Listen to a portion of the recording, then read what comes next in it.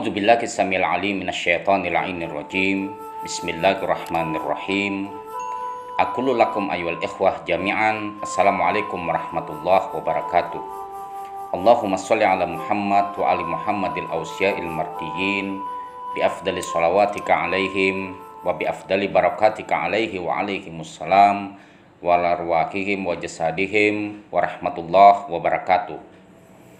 Ikhwani rahimakumullah, bertemu kembali dengan saya Busyairi Ali pada Hikmah Jumat. Kali ini saya akan mengetengahkan sebuah pembahasan atau konten hidup tenang dalam tanda tanya. Masyaallah ikhwah yang dirahmati Allah Subhanahu wa taala, banyak orang menyangka bahwa dengan mengikuti jalan yang benar atau peraturan-peraturan Allah Subhanahu wa taala, maka dia akan hidup tenang.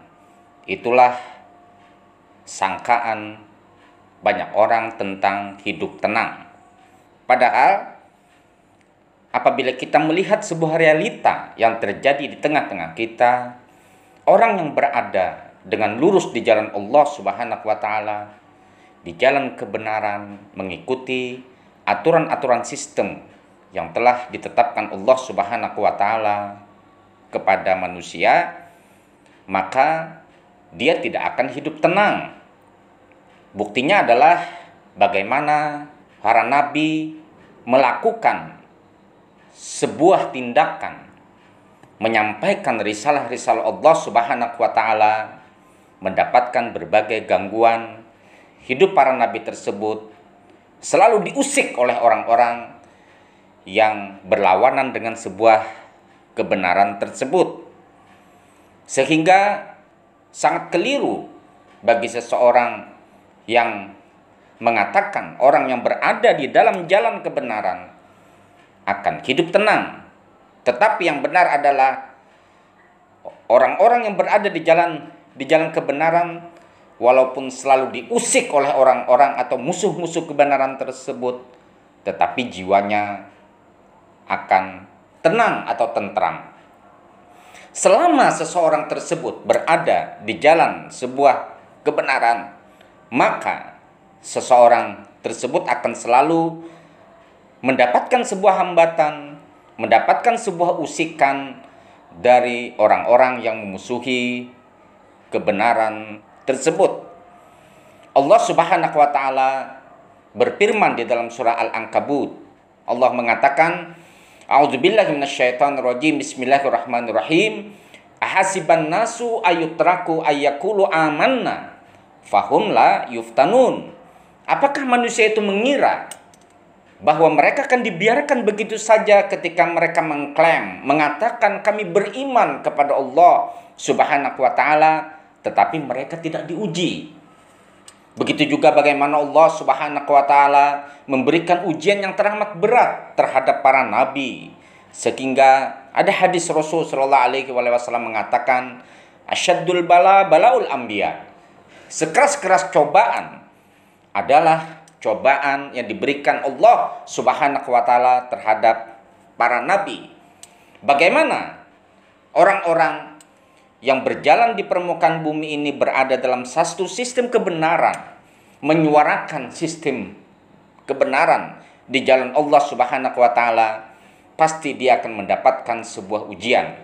Sampai-sampai Allah Subhanahu wa taala berbicara ujian tersebut terhadap manusia yang mengklaim dirinya beriman kepada Allah tanpa melalui suatu proses ujian dari klaim keimanannya tersebut, maka manusia itu tidak akan mengecap, menikmati manisnya iman.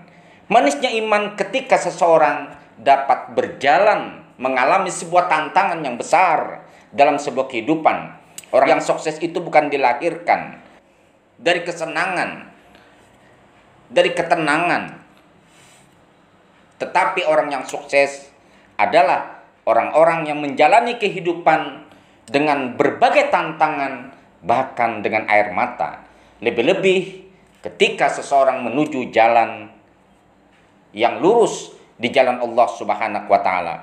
Allah Subhanahu wa taala juga berfirman di dalam surah Al-Baqarah, "Walanabluwannakum bisyai'im minal khaufi wal ju' wa naqasim minal amwat wal amwal wath thamarat wa basyiris sabirin. Sesungguhnya Allah Subhanahu wa taala pasti akan menguji kalian semua dengan al-khauf, dengan ketakutan, kelaparan, kekurangan harta, kekurangan buah-buahan. Maka Allah mengatakan wa basyiris sabirin, berita gembirakanlah kepada orang-orang yang sabar.